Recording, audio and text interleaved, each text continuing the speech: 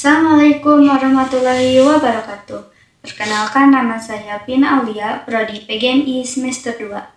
Teman-teman, pernahkah kita bertanya, sudahkah kita benar-benar berakhlak mulia hari ini? Bukan hanya sholat, bukan hanya puasa, tapi bagaimana cara kita berbicara, bersikap, dan memperlakukan orang-orang di sekitar kita.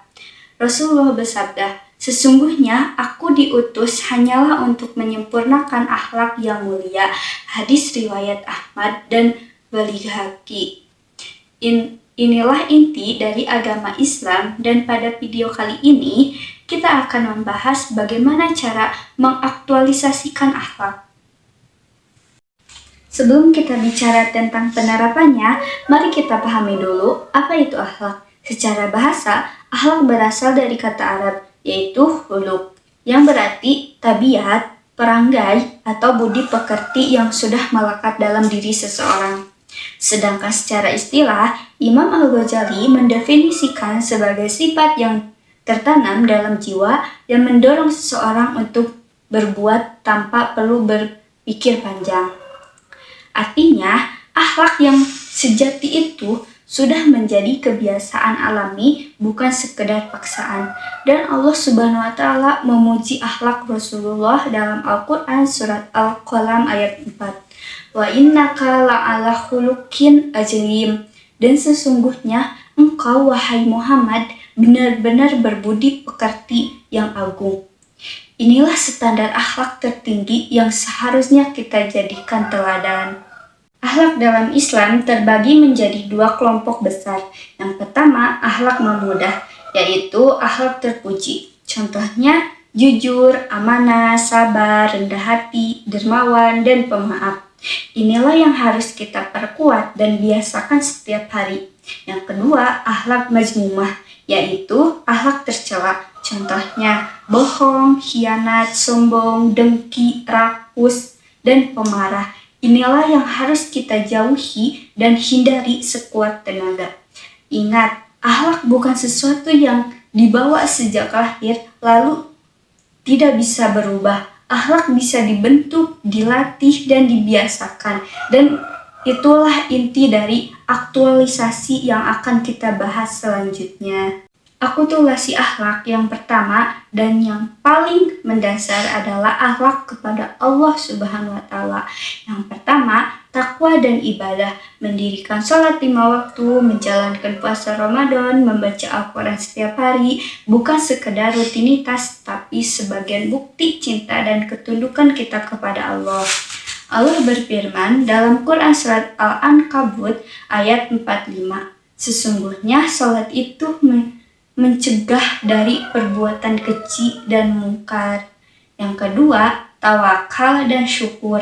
Setelah berusaha maksimal, serahkan hasilnya kepada Allah dan syukuri apapun yang diberikannya.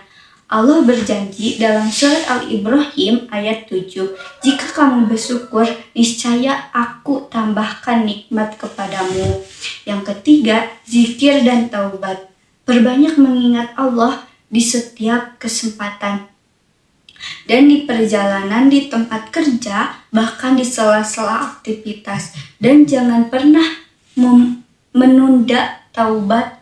Allah menjanjikan dalam surat Al-A'raf ayat 28, "Ingatlah, hanya dengan mengingat Allah, hati menjadi tenang." Aktualisasi akhlak yang kedua adalah akhlak kepada sesama manusia, dan ini yang paling sering kita uji setiap hari. Birrul walidain, berbakti kepada orang tua, berbicaralah dengan lembut kepada mereka, bantu kebutuhan mereka, doakan mereka setiap selesai sholat. Allah berfirman dalam surat Al-Isra ayat 23, "Robmu telah memerintahkan agar kamu jangan menyembah selain Dia, dan hendaklah berbuat baik kepada ibu bapak." Selanjutnya, silaturahmi dan tolong menolong. Jaga hubungan dengan keluarga, tetangga, dan teman-teman. Rasulullah SAW bersabda, "Barang siapa yang ingin dilapangkan rezekinya dan dipanjangkan umurnya, hendaklah ia menyambung silaturahmi." Hadis riwayat Bukhari dan Muslim. berkata jujur dan santun, jangan jaga lisan kita, jangan bergosip, jangan memfitnah, jangan menyakiti orang dengan kata-kata. Rasulullah bersabda, barang siapa beriman kepada Allah dan hari akhir, hendaklah berkata baik atau diam. Hadis riwayat Bukhari dan Muslim. Adil dan amanah dalam setiap keputusan, dalam setiap janji berlaku adil. Allah berfirman dalam surat An-Nahl ayat 90, sesungguhnya Allah menyuruh kamu berlaku adil dan berbuat kebajikan. Aktualisasi akhlak yang ketiga adalah akhlak kepada diri sendiri dan lingkungan. Dua hal yang sering kita lupakan, yaitu kepada diri sendiri, jaga kesehatan tubuh yang merupakan amanah dari Allah, makan makanan halal dan bergizi, olahraga, hindari hal-hal yang merusak diri seperti narkoba dan rokok. Kemudian, menuntut ilmu. Rasulullah SAW bersabda, menuntut ilmu adalah wajib bagi setiap muslim. Hadis riwayat Ibnu Majah.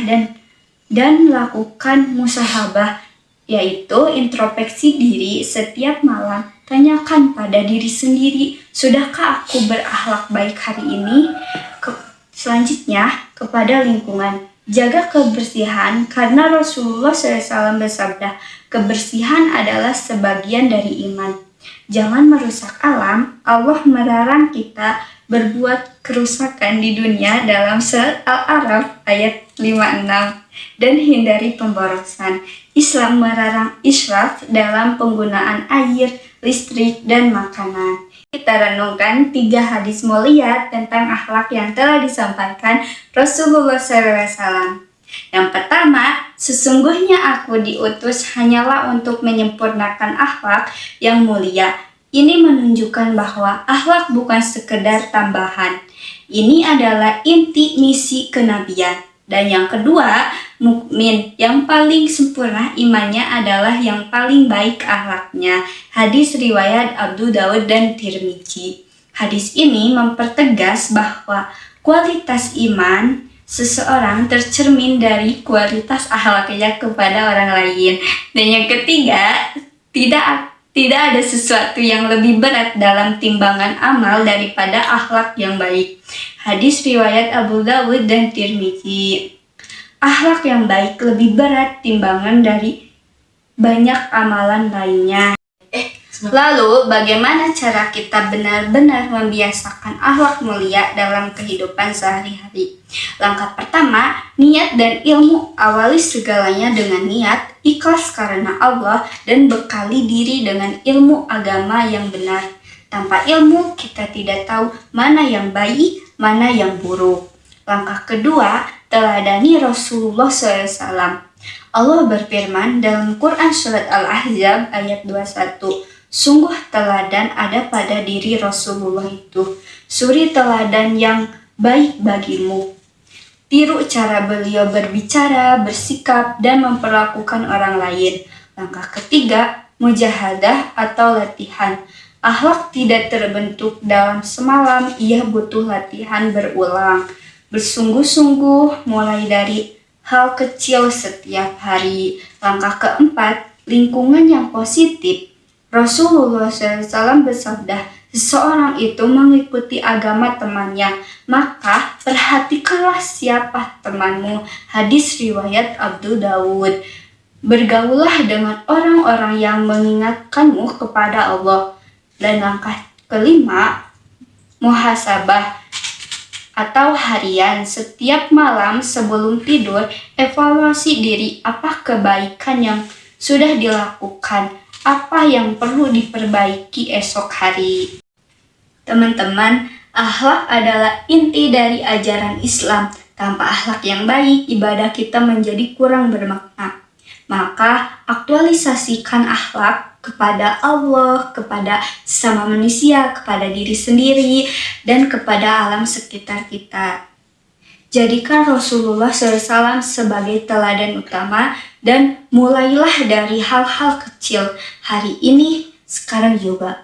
Allah berfirman dalam Quran Surat Al-Maidah ayat 2, wa ta'awanu 'ala birri wat taqwa. Dan tolong menolonglah kamu dalam mengerjakan kebajikan dan ketakwaan.